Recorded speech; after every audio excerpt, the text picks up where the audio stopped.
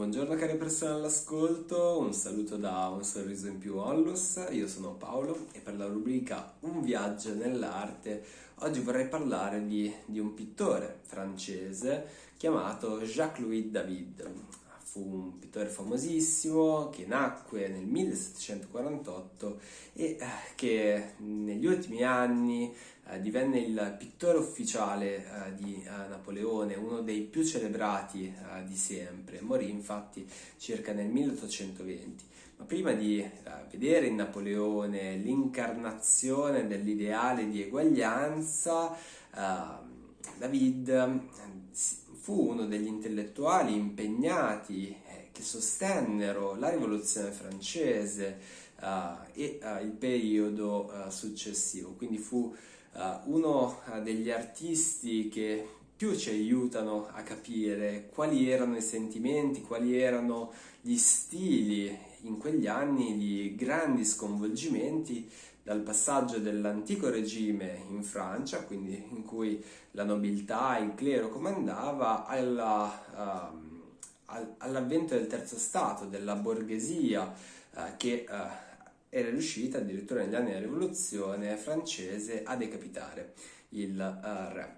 Ma per quel che riguarda invece lo stile di David, che dimostrò fin da giovane età un grandissimo talento pittorico e si formò anche a Roma, dove si dice cambiò completamente stile, dobbiamo tenere presente che in quegli anni si andava a sviluppare la corrente del neoclassicismo. Però David, rispetto ad altri pittori, ad altri scultori, pur ispirandosi al passato come elemento con cui produrre delle opere che potessero leggere il presente, non lo faceva per celebrarne l'armonia, per celebrare la bellezza di quelle opere e conseguentemente per riprodurle. Lui voleva valutare degli episodi del passato soprattutto sotto il profilo morale, sotto il profilo degli insegnamenti che questi potevano dare, quindi del rigore, della schiettezza che gli antichi potevano tramandare in un'epoca di incertezze come era quella appunto della rivoluzione francese.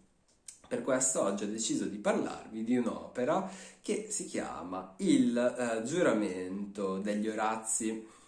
Il giuramento degli Orazi è un'opera dipinta da David che rappresenta un episodio della storia romana, prima che Roma diventasse grande, quando era ancora una piccola città del Lazio, governata da quello che era il re del tempo, Tullio Stilio.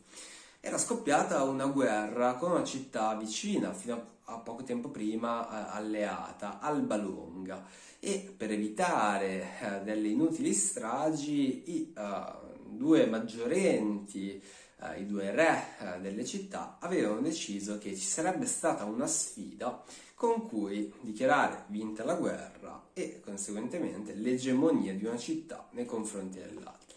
Questa sfida prevedeva lo scontro di tre uomini di Roma, gli Orazi, e tre uomini di Alba Longa, i Curiazi. Noi sappiamo di questo episodio grazie a Tito Livio, che lo racconta diffusamente nella sua storia di Roma e ci racconta come in realtà i rapporti tra queste due città prima della guerra fossero talmente buoni che uno degli Orazi era promesso sposo di una sorella dei Curiazi e viceversa. Quindi le donne soprattutto avevano cercato di evitare che questa sfida si potesse realizzare perché da un lato avrebbero perso nel combattimento o un fratello o i fratelli oppure il promesso sposo. E quindi era una situazione molto tesa, ma le esigenze della città avevano imposto di combattere. Il quadro di David rappresenta un momento prima della battaglia che per inciso verrà vinta da Roma con uno degli Orazi che rimarrà in vita e che riuscirà a uccidere tutti e tre gli altri Curiazi. Rappresenta, dicevo, un episodio prima della battaglia, ossia il giuramento degli Orazi, il giuramento che vede al centro la la figura del padre che tiene le 3 spade e con l'altra mano li benedice dopo aver affermato, così ci riporta la descrizione dell'opera di David, che David stesso ha scritto, dopo aver affermato o Roma o morte. E i 3 personaggi sulla nostra sinistra, quindi gli Orazzi, sono protesi verso il padre per compiere questo giuramento con il braccio teso e hanno già l'elmo, hanno già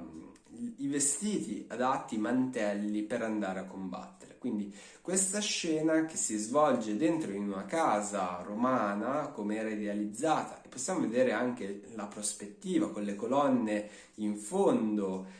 che rappresentano bene questa scena di solennità, questa scena di rigore, lascia uno spazio anche al pianto delle donne. Il pianto delle donne sulla destra che vede queste figure affrante, rassegnate all'avvento della battaglia,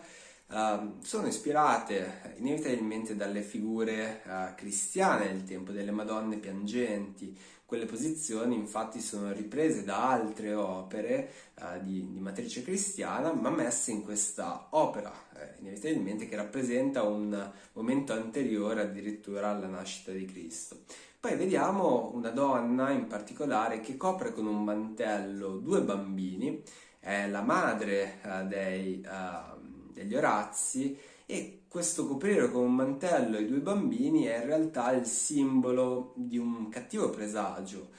ossia 2 dei fratelli Orazzi moriranno in battaglia, soltanto il terzo ritornerà vincitore. E quando ritornerà vincitore incontrerà la propria sorella che aveva perso il futuro sposo ucciso dall'Orazio stesso, e visto che lei piangeva per questa perdita, l'Orazio sopravvissuto decide di uccidere anche lei perché la ritiene una traditrice di Roma. È quindi una storia sicuramente drammatica. Spero che questo video vi sia piaciuto, e con questo quadro dalla storia pur molto tragica ma molto bello vi saluto e ci vediamo settimana prossima.